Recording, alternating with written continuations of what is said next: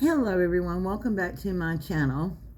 Now, I have been trying to produce this video for a long time, ever since I got my new badge frame for my friends down in Morgan. And so, I had wanted to film the bad and meeting them and everything. And honestly, it didn't happen because not too long after that, my van broke down. And the whole electrical system went out. It wouldn't start, even though the battery said it had cranking amps. And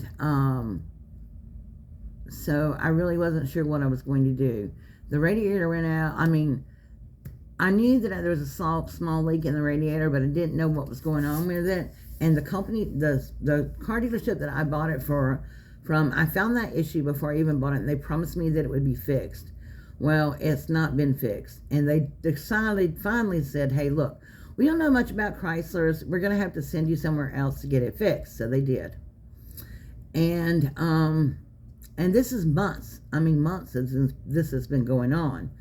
And so I'm trying not to be bitter about it. I'm trying to be calm about it, but it's really hard because, as you can see, I'm in a motel room. I live in my van. If I don't have my van, they wouldn't let me stay on the property to stay in my van at night or whatever. And I can understand that because of, liability issues. But this new place I got it, they've had my van now for 2 weeks and they still have not started working on it. And because maybe something stupid on my part, but I don't think so, because after the phone calls I made, they told me that they called me and said they couldn't start working on my car, and asked them why. And they said, well, it's now considered a biohazard. And I said, excuse me? And apparently I left my portable potty in there. It had not been used. It was clean. I don't know what the problem was. They said, well, OSHA says we have to clean it now for potential biological fluids or whatever. And I said, you've got to be kidding me. And they said, well, we aren't sure how much that's going to cost. Your warranty won't cover it. You're going to have to pay this out of pocket. And so they said it could go up to $1,000. And I'm like, anyway, so I removed the potty out of the car. And so now supposedly they texted me back. They never have called me. They texted me to give me an update. They said that Hazmat was going to charge me anywhere from $3,000 to $4,000. I said, that is ridiculous. And I said, I feel like you guys are scamming me. And then they said, well, we found a detailer that will clean it. Now, mind you, they told me it had to be Hazmat, had to be an OSHA approved person. But then they said they found one of their detailers that would clean it for $300 to $400. So I'm thinking, these people are really thinking I'm an idiot or fell off the cabbage truck yesterday. I don't know, either one. And I told them, I said, if it needs to be cleaned that bad, and you're going to just get a detailer that you have to clean it, I will personally send somebody up there to do it myself. I paid them $60 and whatever, And they said, oh no, we can't allow that for liability issues.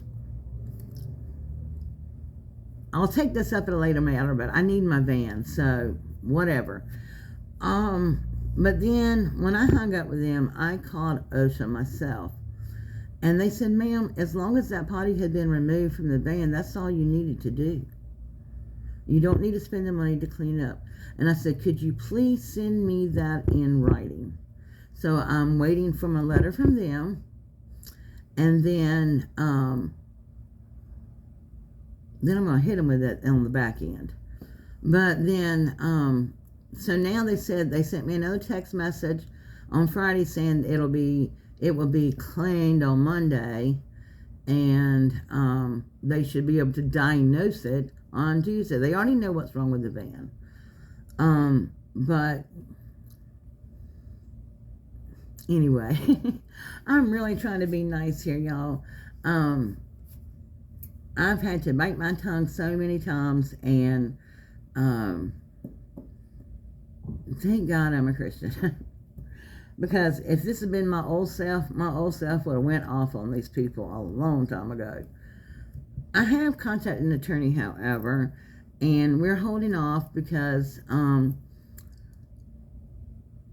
the dealership that I bought this vehicle for, unbeknownst to me, is kind of known for buying vehicles. They know that it's damaged, or they fix it up enough to get it to running, and then it'll run a couple of weeks, which null and voids supposedly their responsibility to fix it without using the warranty. The warranty they sell you, and then so my attorney has found 10 to 12 other people who've had the same problems, same issues. So with that being said, I'm not sure what he's going to do, but we're planning a strategy or something.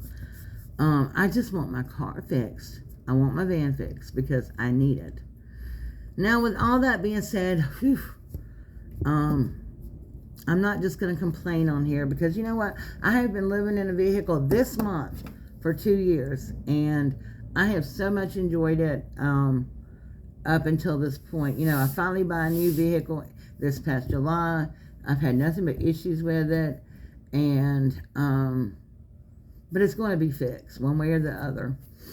And but I did get a new bed platform, and I met 2 wonderful friends, and the young man that gave it to me, I started watching his channel. His channel is called C's Life, and I started watching him a while back because at the time I was still living in an SUV, and he had an SUV, and I was really interested in how he made everything work and everything.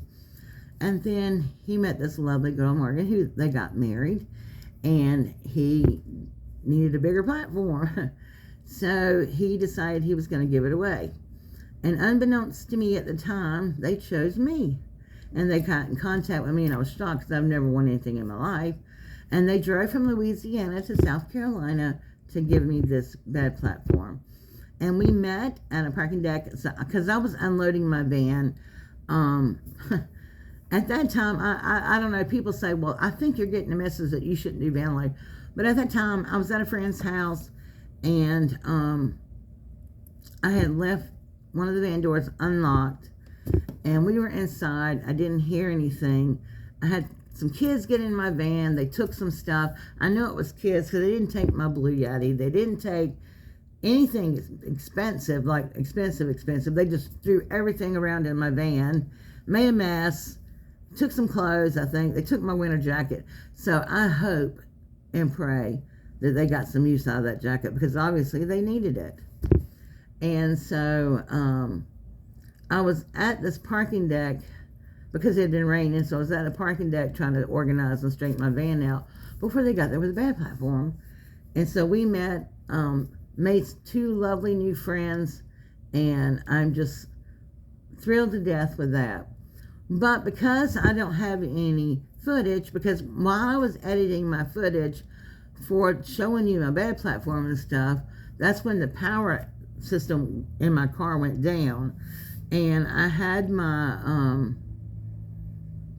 fridge plugged into the inverter that's built into my car, and it actually was still running, but I didn't have any power to my computer because my laptop thing I was working on, because it was not plugged into the Blue Yeti, and so it was plugged into actually the